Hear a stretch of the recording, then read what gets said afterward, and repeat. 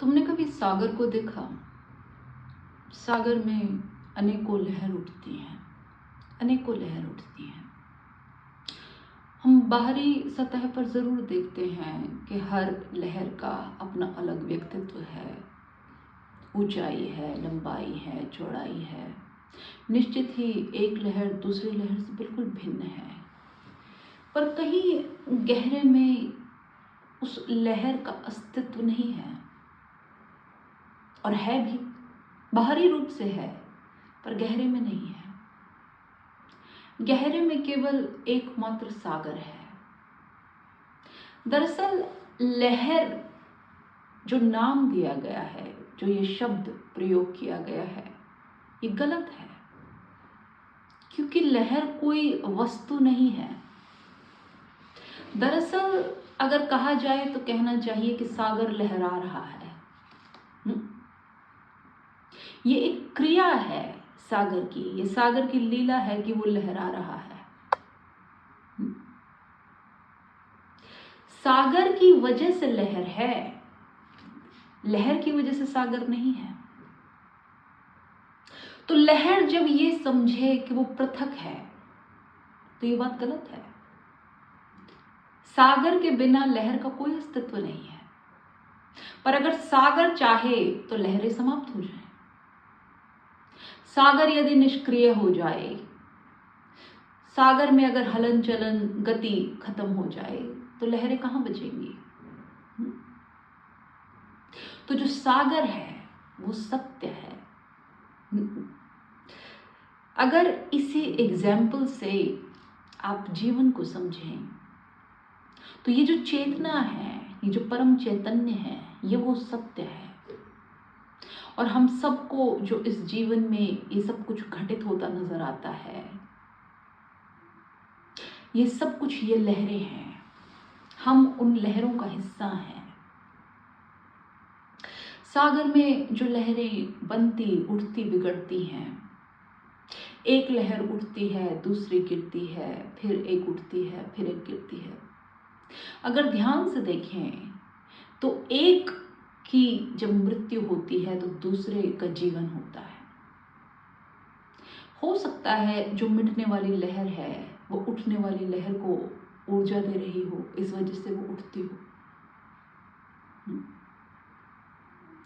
यही प्रकृति का नियम है, यही साइकिल चलती है, यही आवागमन है। जब हम अपने भीतर मैं के भाव को लेकर आते हैं कि मैं ये हूं, तो हम अपने आप को उस चैतन्य के सागर से अलग कर देते हैं, पृथक कर देते हैं। अहंकार लेकर आते हैं हम बीच में। जैसे लहर कह दे कि मेरा अकेला अस्तित्व है, पर ये मिथ्या है, असत्य है। सागर के बिना लहर का कोई अस्तित्व नहीं है। वैसे ही प्रत्येक मनुष्य, कोई भी चीज इस संसार में जो कुछ भी नजर आती है वो सब कुछ चैतन्य से आता है। वो चैतन्य, अरूप चैतन्य सब में विद्यमान है। तो हम कितना भी अपने आप को पृथक समझें, हम पृथक हो नहीं सकते। ये हमारा अहंकार है जो हमारी ऐसी दृष्टि निर्मित करता है, और इसी के कारण दुख उत्पन्न होते हैं। यदि हम अपने आप को इस पूरी अस्तित्व का हिस्सा माने तो कोई दुख उत्पन्न नहीं होगा, तो कोई मृत्यु का भय नहीं होगा। फिर तो सब कुछ एक परम सत्य है। उस परम सत्य के होने के कुछ नियम हैं, बस, और कुछ नहीं। सारा दुख अपने आप विलीन हो जाएगा।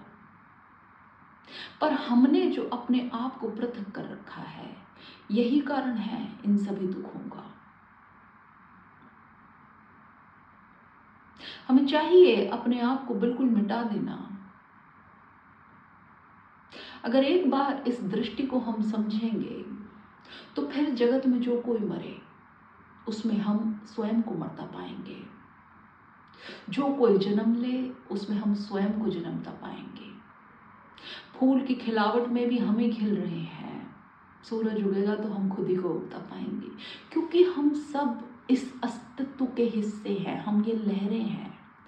हमारा जो सागर है वो एक ही है। एक ही ऊर्जा हम सब में संचालित हो रही है। एक ही ऊर्जा,